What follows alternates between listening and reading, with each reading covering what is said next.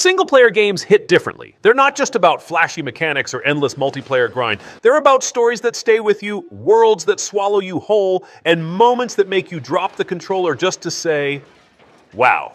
Today we're diving into 30 single-player masterpieces that are so good they deserve a perfect 10 out of 10. Let's jump right in.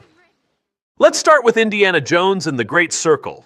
A game that basically turns every desk lamp in your room into a makeshift artifact you suddenly feel like whipping. The action swings between puzzle solving and fist fighting so fast you'll think you accidentally booted up 2 games at once. Every door you kick in feels like it's hiding either treasure or a snake, and honestly it's always the snake. The game has this old school blockbuster vibe, but polished with modern flair that makes you want to yell punch first, ask questions later. If you don't feel like rocking a fedora after this, you're lying.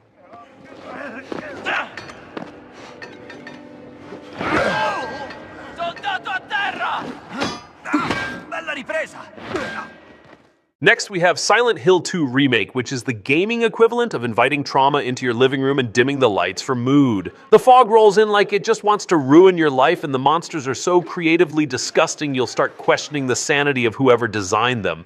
But that's the fun. It's not just scary, it's deeply unsettling, like running into your ex in a grocery store at midnight. The psychological punches land harder than the jump scares, and by the time you're done, you're not sure if you need therapy or a nap, probably both.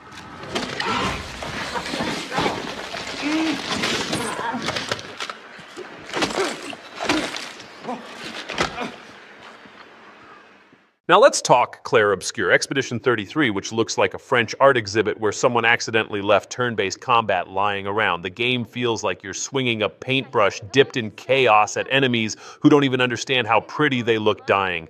The world is surreal, the combat is stylish, and half the time you're too busy admiring how gorgeous everything looks to notice you just got slapped into oblivion. It's one of those games that makes you want to pause mid-battle, take a screenshot, and claim you've suddenly developed taste in fine art. A storm is coming.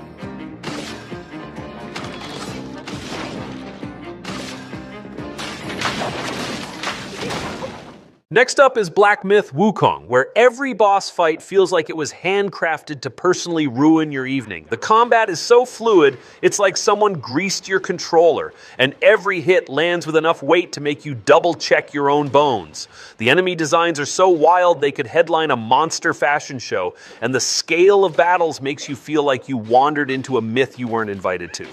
It's brutal, it's beautiful, and by the end, you'll wonder if maybe a giant monkey staff is the ultimate life upgrade you've been missing.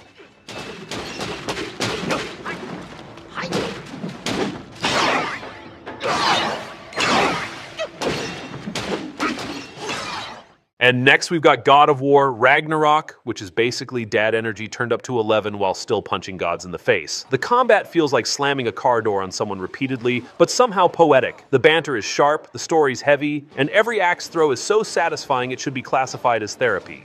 The game swings between heartfelt family drama and full-on mythological carnage like it can't decide if it's Shakespeare or WWE, and that's exactly why it's a masterpiece. If this game doesn't make you want to grow a beard, nothing will.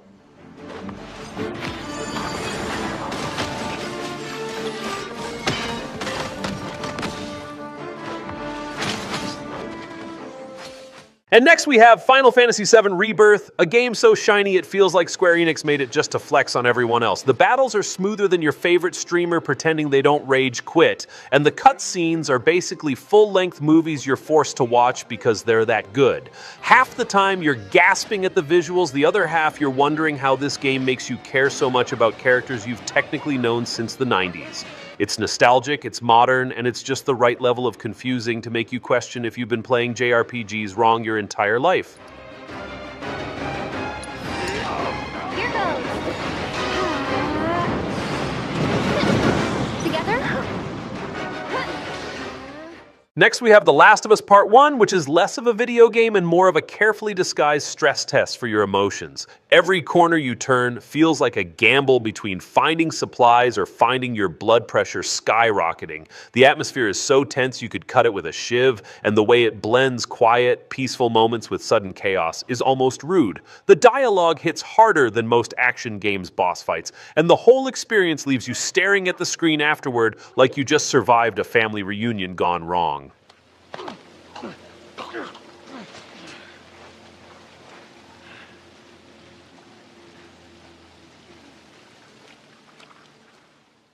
Now let's talk Resident Evil 4, a game that basically invented the art of kicking doors open like you own the place.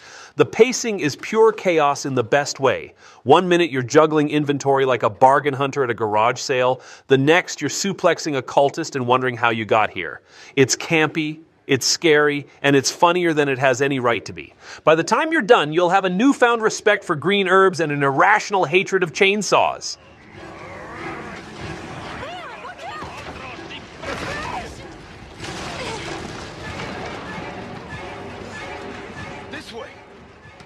Next up is Sekiro: Shadows Die Twice, which isn't just a game, it's a vendetta. Every fight feels like the universe personally challenging your ego, and every time you finally land that perfect parry, it's like unlocking a new form of enlightenment. But don't get too comfortable. The game will humble you faster than trying to explain Dark Souls lore at a party. It's tough, it's relentless, and it has this bizarre way of making suffering feel rewarding. Basically, Sekiro is the friend who repeatedly slaps you in the face and somehow makes you thank them for it.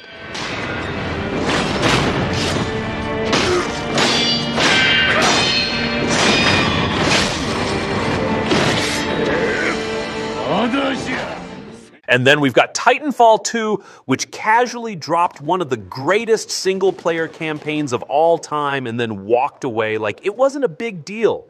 The gameplay is so fluid, you'll swear you're part ninja, part parkour champion, part guy who shouldn't legally be allowed to wall run this much. The missions are insanely creative, constantly switching things up so you never get bored. And the pacing is pure chef's kiss. By the end, you're left wondering why more games don't just hand you a mech and say, go nuts! Honestly, it's disrespectful how good this campaign is.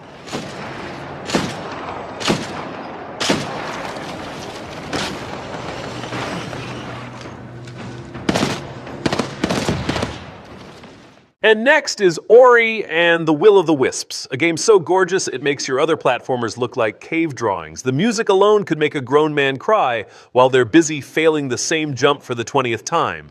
Movement feels buttery smooth, but the game also takes every chance to slap you around just to remind you that beauty hurts.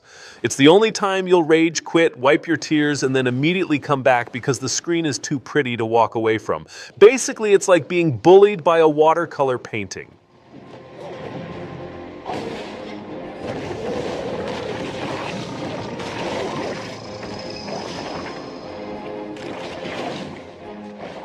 Next we have Stray, the game that made everyone suddenly want to be a cat, despite knowing full well how much chaos cats cause. The physics of knocking random junk off shelves has never been so satisfying, and the way NPCs react to you is so spot on you'll start purring at the screen. It's atmospheric, it's mysterious, and it's low-key hilarious how seriously you take yourself while role-playing as a furball with no job and no rent to pay. If you didn't try meowing repeatedly just to annoy robots, did you even play this game?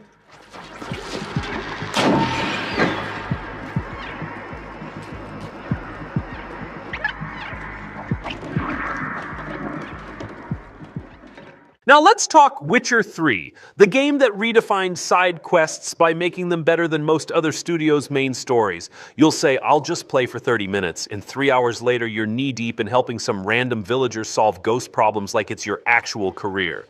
The combat feels crunchy, the dialogue is sharp, and the sheer size of the world makes you question whether you should quit your job to finish it. Honestly, if you've ever wanted a game that feels like a second unpaid internship in monster hunting, this is it.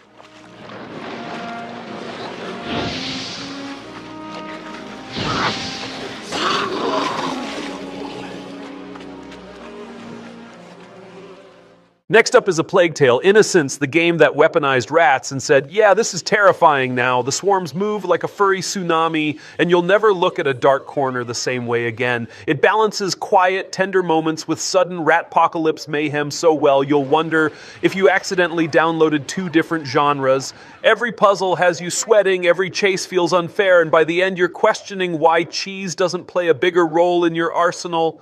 It's stressful, it's beautiful, and it's absolute chaos in the best way.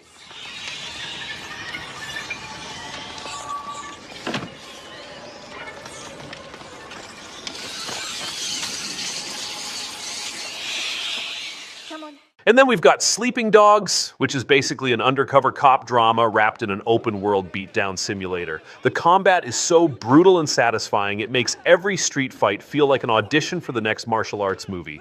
Driving around Hong Kong is pure chaos, but somehow you still stop to eat noodles because priorities matter. The game nails that perfect mix of seriousness and absurdity, like chasing gangsters one second and singing karaoke the next. Honestly, it's one of those games that punches way above its weight and never misses a hit.